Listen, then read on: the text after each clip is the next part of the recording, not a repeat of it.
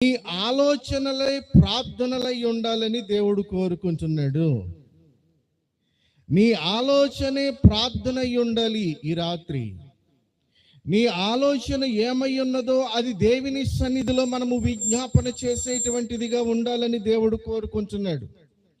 నీవు కలిగి ఉన్నటువంటి ఆలోచన దేవుడు సఫలం చేయాలి అనంటే, దేవుని సన్నిధిలో మనము చేసేటువంటి విజ్ఞాపన దేవుడు సఫలం చేయాలి అని అంటే, మన ఆలోచనలన్నీ కూడా ప్రార్థనలుగా మారి ఆయన సన్నిధికి ధూపములాగా వెళ్ళాలి అని దేవుడు కోరుకుంటున్నాడు.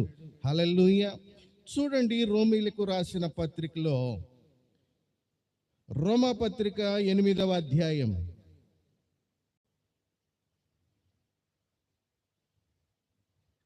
రోమపత్రిక 8వ అధ్యాయం 27, 28 వచనాలు చదువుకుందాం.